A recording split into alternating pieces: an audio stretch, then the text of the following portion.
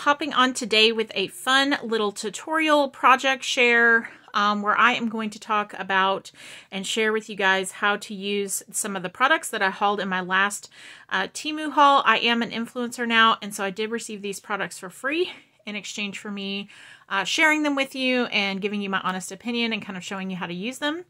If you want any information on these products, it'll be in the description box below. The link's down there with the pricing. And then also there'll be a link in case you want to become an influencer.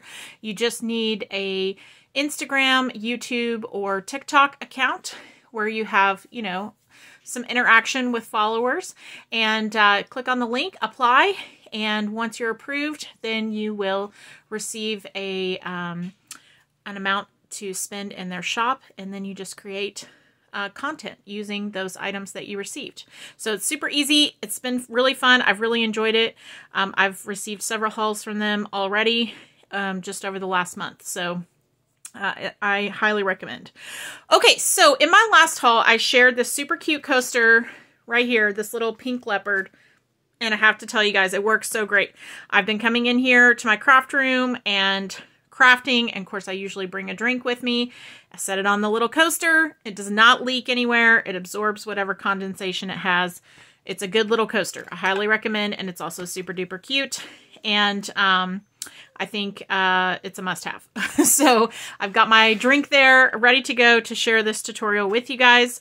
I hauled this box die. So it comes in this one large piece like this. And what it does is it creates a little 2x2 gift box. This would be perfect for party favors, you know, swaps, you know, whatever you're making, really, anything. This would be cute to make these up and put them on place settings at holiday parties, get-togethers, things like that. You could put little Easter treats in here, anything. The thing I love about this die is that it's all one piece.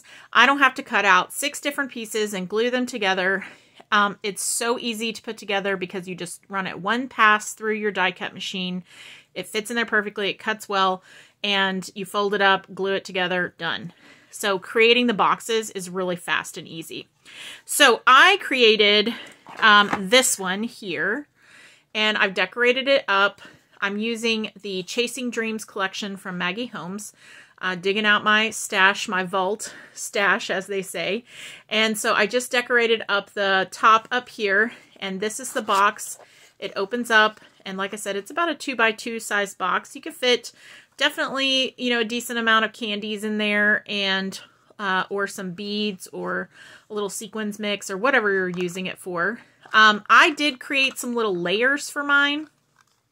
So the box itself is just going to be one solid piece, but I wanted to have some like little layers on the side with different colored pattern paper. So I cut these little squares in 1 3/4 inch square by square. So this side 1 3/4 inch, this side 1 3/4 inch, this side 1 3/4 inch, and this side 1 3/4 inch. So just super easy. I cut, I think 5 of them. So 1, 2, 3, 4, and then 5, 1 for the bottom.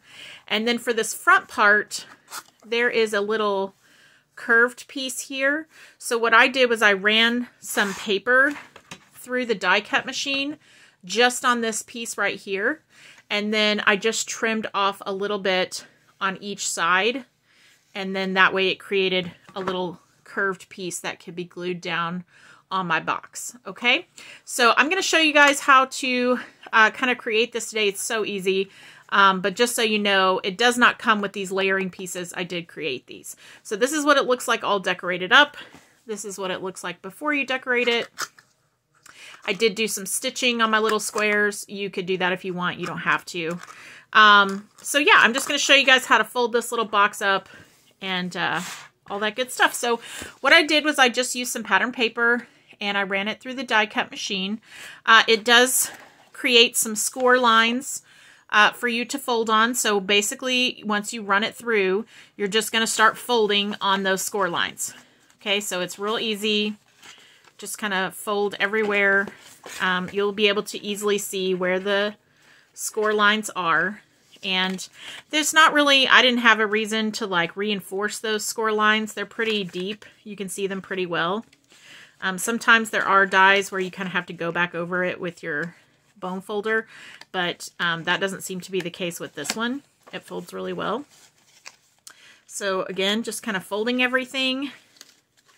This is a great project. Like if you had to make a bunch of these for some reason, like let's say you're having a little party or something, you could just sit in front of the TV folding these. It's real easy. It's not a lot of high maintenance work or anything like that. You just run them through the die cut machine ahead of time, and sit in front of the TV while you're watching TV and fold it up. Easy peasy. Okay, so once I've got everything folded, then I'm ready to adhere it together. So I'm going to use my Bearly Arts glue. It's my favorite liquid glue. And you will see on the die that it has this part here that sort of folds over. Okay, this is the lid. This part here that has the circle, the lid folds into this. Okay, and then you've got these little tabbed pieces here. There are some pieces that have larger tabs. So up here at the top, see how much larger this is than this one down here at the bottom? You do not put glue on these. These are the ones that fold across the top to just close the box.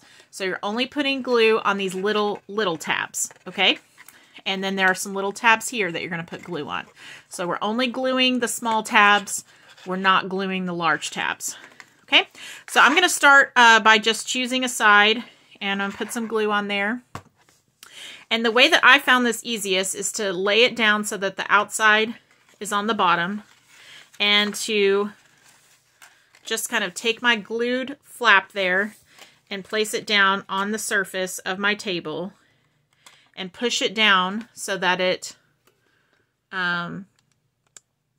adheres well, okay? And so if I sort of flip it around here so that you can see, you're just going to push down this little flap with your finger or bone folder or whatever you've got until it adheres there in the box. Okay, so does that make sense? So we've glued that one down. Now we're going to come over here and we're going to glue this one to this side of the box. It's pretty self-explanatory. I mean, I don't know that you really necessarily need a tutorial for this, but just in case. Okay, so we're going to glue this down, and we're going to just hold it closed until the glue adheres, right? We want to push it down until it gets a good grip. It doesn't have to dry all the way, but we want it to at least, you know, get tacky and stick to the paper. Okay. And then we're going to put some glue on these tabs and do the exact same thing to form our box. So I'm just going to flip it and line this up and make sure that it's sticking well down there. Okay, I know it's kind of hard to see here. Now I'm using double-sided cardstock because I want the inside of my box to be a pretty color. If you use single-sided paper, then it's going to be white on the inside. So that's up to you. I will say this pattern paper I'm using is American Crafts, but it's kind of thin. This collection is pretty old. And this paper feels a little, not real thin, but a little bit thinner than paper that's kind of made today. So that is another reason that I decided to put the little squares on the sides of the box, was to just kind of reinforce it a little bit. Because since I am just using pattern paper, the box itself is not super duper sturdy. I mean, it's okay, but it's not, I wouldn't send it like this in a package in the mail. I would be worried that it would get crushed. So it would be fine if you're having a party and you're just going to set it on the table, but I wouldn't mail it like this. I would put some other squares of paper on there to just kind of reinforce it and make it a little more sturdy. Or I would use 110-pound cardstock to cut the box out of so that it is very sturdy. So yeah, so just be mindful of the kind of paper that you choose to make your box out of. Whatever strength of paper you pick is going to kind of dictate how sturdy your box is. Okay, so that's it. That's the construction. And then you just fold these two little tabs in, and this is the lid, and it tucks inside here. And there you have it. Now you have a little square box that's super duper cute. I didn't let my glue dry all the way, so now it's kind of buckling. But yeah, really, really fast and easy. Okay, so now that my box is dry and ready to go, I am ready to add on any decorations that I want. If you guys want to create a box like the one that I did, then like I said, you would just cut 5 of these squares that are 1 3/4 inch by 1 3/4 inch. So like this, and you can stitch around them on your sewing machine if you want to, or you can just glue them down, whatever you like. So if you do that, it's going to leave a little bit of a border around the sides, which is what I like. I want some of the pattern paper to show. So then I would just glue this down on each of the sides and be ready to go. So again, you can stitch if you want to, you don't have to, it's up to you. Then for the front part, this little piece right here, I basically just take my die and I cut a piece of paper that will fit just this top part right here, okay? So then I'm going to run just this part of the die through my die cutting machine and just cut out this little part. Okay, so once I have that cut out, then I'm going to take my scissors and I'm going to trim across the score lines here. So instead of folding on the score lines, I'm actually just going to use my scissors and trim it off. So I'm taking my scissors and just trimming right on those score lines. Okay, so that's easy enough. Now what I'm going to do is I'm going to cut off a little bit on each side. So about, I think it's about 1/8 of an inch on each side, here, here, here, and then even across the top. You can use your paper trimmer for this. I'm going to eyeball it. This is going to cause some of you a lot of stress. I am not a precise crafter. I'm an eyeball crafter. I just eyeball it. It looks good. It's handmade. It'll be okay. So, and then again, I'm just going to cut off a little bit across here at the top. Okay. So you can see this is about how much I have cut off, about 1/8 of an inch. All right. So this is going to create my piece that goes on the front of my box right here. And what I would do, again, I can stitch this if I want around the edges, but if you don't want to, then you would just glue it right here and you just line it up with that curve on the front of your box. And then you would be ready to go. Okay. And you would just glue it down and then you have a little border around the front of your box. And that's kind of how you work that front part. Okay. So again, this is what it looks like all finished up when it is stitched. I just stitched around and then I glued the squares on the box. If some of you are wondering, people don't actually usually don't stitch the boxes themselves. You just stitch the panels that go on. Because if you stitch the box, then you're going to see all the stitch marks on the inside, which you probably don't want. Plus it's easier to run it through the sewing machine that way. So you just stitch the panels and then glue the panels on. Okay, and then this is how I have decorated mine. Of course, you could decorate it any way you want to. I just used some ephemera and some little flowers and chipboard and stuff like that from the collection. And I did not stitch the bottom one because I wanted it to set flat on the surface. And sometimes when you stitch around, the stitching itself causes it to sort of sit kind of wobbly on the table. So yeah, so that is my tutorial. I hope you guys enjoyed it. Leave a comment below if you have any questions. I'll leave the link to the die down there as well. Okay, and then one other thing I wanted to share with you guys was these seed beads that I purchased, or not that I purchased, that I received from Temu. I wanted to use these as kind of like bead caps and wire wrapping and stuff like that. So I wanted to show you some of the things that I made with them. I did wire wrap some beads.